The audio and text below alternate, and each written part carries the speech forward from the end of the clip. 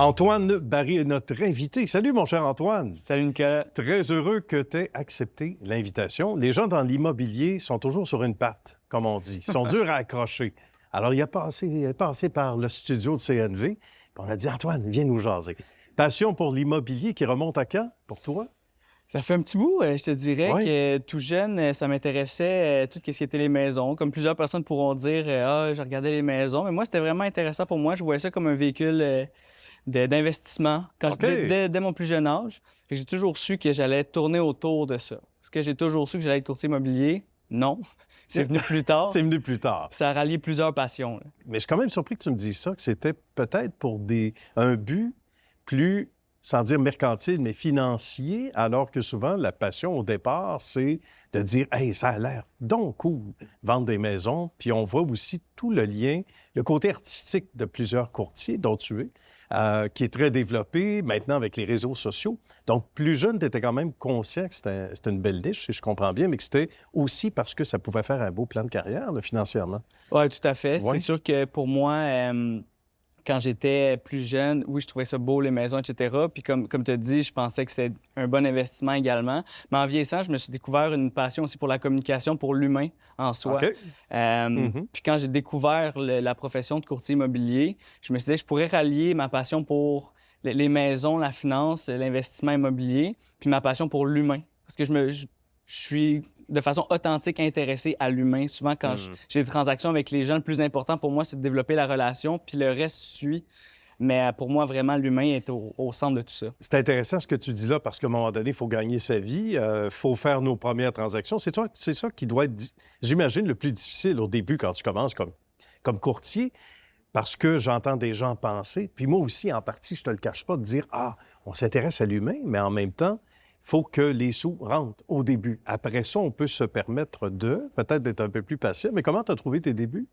Je vous dirais qu'au début, je savais que ça pouvait être plus difficile. Oui. Je m'étais prévu un coussin. OK.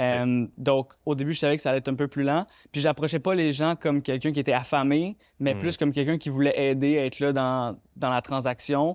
Une personne avec l'expertise et la connaissance nécessaire pour aider les gens à passer au travers une transaction qui, on va se le dire, est la plus grosse de leur vie souvent. Ah oui, Puis tout à fait. il y a beaucoup de détails, beaucoup de choses qu'on ne sait pas au niveau légal. Il y a une autre partie, de l'autre côté, qui vend aussi. Quand on achète, il y a une partie qui vend. On négocie avec cette personne-là aussi, là. Et là aussi, bien, ton approche plus humaine, et c'est intéressant d'entendre ça, bien évidemment, tu n'es pas insensible à l'autre partie, justement, ce qui se trouve de l'autre côté de la clôture. Est-ce que c'est ça qui a été le plus difficile à pallier au départ? C'est de t'assurer que tout le monde soit content et éventuellement toi-même avoir du succès et bâcler des transactions? Oui, c'est toujours un défi, je dirais, parce que je représente mes clients toujours leurs intérêts en premier lieu. Oui, Puis oui. je collabore avec souvent un autre courtier qui, lui, vend la maison ou qui vient l'acheter avec ses clients. Cette collaboration-là est primordiale, puis ça fait partie de notre code de déontologie en tant que courtier. Puis c'est certain qu'au-delà de ce code-là, pour moi, il y a des humains derrière qui vivent des émotions, puis des fois des réactions. Il faut qu'on soit capable de jongler plus avec l'humain que tout le reste de la logistique. C'est très, très émotionnel. Ah ouais. Puis on a beaucoup de chapeaux en tant que courtier immobilier. On peut nous voir comme des psychologues. Oui, souvent c'est le cas. Souvent, les gens ont besoin de notre écoute simplement aussi. Oui. Là. Absolument. J'ai pas gagné, Antoine, mes 3 derniers matchs. Qu'est-ce que je peux faire? Oui, Ah, ça, je vais te répondre un autre tantôt. Mais blague à part, c'est vrai que tu as tout ça, puis les gens, certains sourient parce qu'ils réalisent à quel point vous êtes comme on appelle ça des pieuvres, hein? Vous avez des tentacules un peu partout. Vous devez faire plein de trucs en même temps. Juste le côté paperasse, c'est encore plus compliqué que ce l'était. Encore il y a quelques années, là, ça en a découragé plusieurs. C'est pour ça qu'il y en a qui quittent le métier. Mais des gens qui sont forts et fiers comme toi persistent. Qu'est-ce qui t'aide et qu'est-ce qui t'incite à rester accroché? Qu'est-ce qui t'alimente? J'adore la question, puis ça va toujours tourner autour de l'humain pour moi, honnêtement. À chaque jour, même aujourd'hui, avant de venir ici, j'ai communiqué avec un ancien client juste pour prendre de ses nouvelles, savoir comment ça allait. On développe des relations. Puis pour moi, c'est ça qui me rend riche de ma profession, c'est d'avoir des relations qui peuvent durer dans le temps parce qu'on a accompagné des gens dans une transaction importante, on les a marqués, mais en plus, on tient ce lien-là avec ces personnes-là qui finissent par vouloir rester autour de nous sur le long terme. Et te référer des gens à leur tour, parce qu'on me dit que tu as beaucoup de référencement, toi. Oui, exact. Plein les bras. Et c'est pas péjoratif du tout, c'est une bonne nouvelle. Donc, les gens ont aimé le service qu'ils ont obtenu, ton approche. Donc, n'ont pas peur de référer des amis ou des membres de la famille. Non? Exact. Puis je dirais que ça fait partie, en grande partie, de ma stratégie de génération de clientèle, de m'assurer que les gens qui sont servis sont le mieux servis possible, puis qu'à leur tour, ils n'hésiteront jamais à me référer aux gens qui auraient besoin autour, de par le fait qu'on a une relation qui est solide, de confiance. Puis surtout, pour moi, l'intégrité, c'est central à tout ça.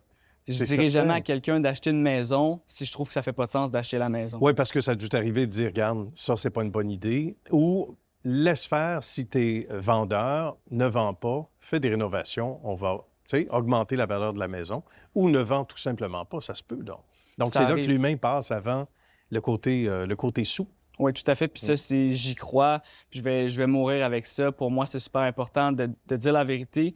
C'est mon emploi, c'est mon gagne-pain, mais jamais que je vais mettre au détriment quelqu'un d'autre pour ça. Parce que il y a des gens qui me réfèrent parce que j'offre un service, puis ça n'arrêtera pas pour moi. Ce que je donne va revenir nécessairement à un moment donné, même si je ne donne pas pour recevoir. Ah, c'est beau. Puis c'est ça, l'intégrité aussi. Hein? C'est ça de se coucher le soir quand on peut dormir ou avoir le temps de dormir, mais la tête tranquille. Hein? Donc, d'être là pour les bonnes raisons. C'était un grand plaisir, Antoine. Raison de plus qu'on est fiers de t'avoir accueilli et que tu aies pris le temps pour nous aujourd'hui. Merci à toi, puis bonne suite de succès sur toi. Merci, Nicolas. À la prochaine. Bye-bye.